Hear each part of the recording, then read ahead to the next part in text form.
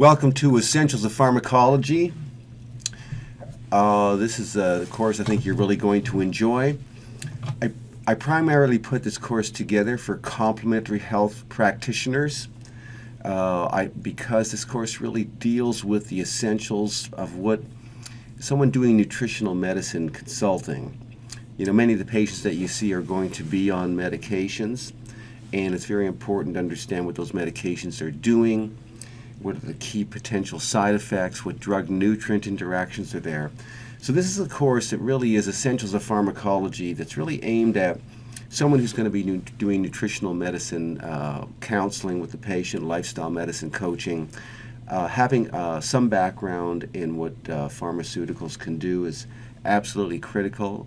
On your intake questionnaire, you're going to be asking people what medications are you on, and if you don't know what those things are, what they do to the body, and what potential side effects are the most critical ones for the different classes of drugs, then you're really to a large degree in the dark. So we'll examine the reasons why this is so important as we start this program. So why study pharmacology at all? A lot of people say, I'm not going to be prescribing drugs. That's not what I do. I'm a natural healer.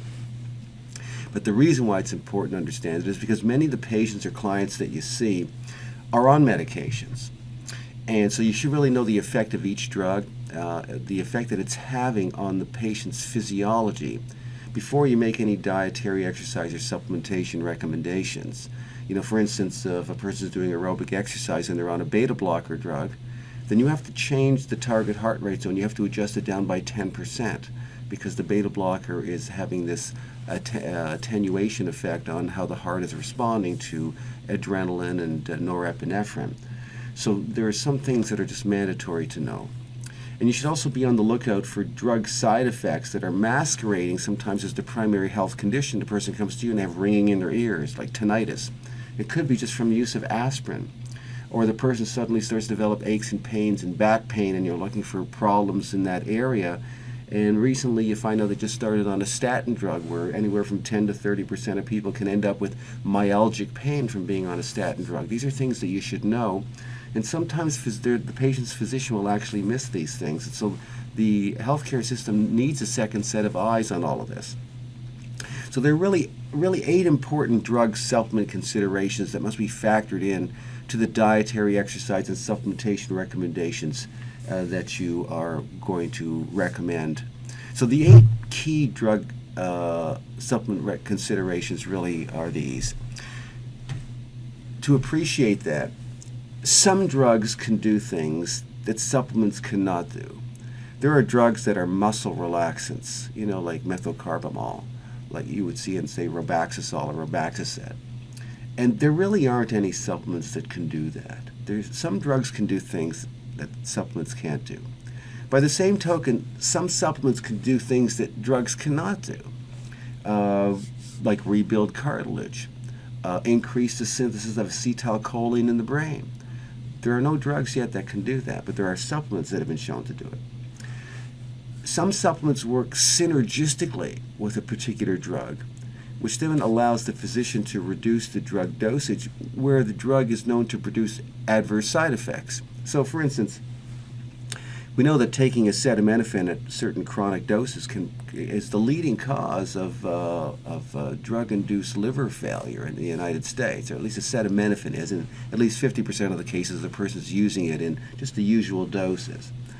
But if you could decrease the person's reliance on acetaminophen by giving them other things that naturally reduce inflammation and pain so they don't need as much of a dosage, then you're helping to mitigate drug side effects. Number 4, supplements can potentiate the effects of drugs, producing serious adverse effects. So in other words, sometimes a drug-nutrient interaction is a serious one, whereby the drug is already doing a particular thing, and then you give the person a supplement that also amplifies the same effect. And if it's an anticoagulant drug and a supplement that also has powerful anticoagulant properties, you end up increasing the risk of an internal bleeding disorder. Or if it's a drug that's increasing the serotonin levels in the brain and you give the person supplements that increase serotonin levels further, the person can go into life-threatening serotonin syndrome. So some supplements can potentiate the effects of drugs, producing serious side effects. And this is why this is a course that's really mandatory for anyone that's going to get into the nutritional and lifestyle counseling area. Now, some supplements also reduce the efficacy of a drug by stimulating its detoxification. A woman on a birth control pill who feels a little depressed decides she wants to take some St. John's wort, is speeding up the rate at which her liver detoxifies the birth control pill, and there's a greater chance that she's actually going to get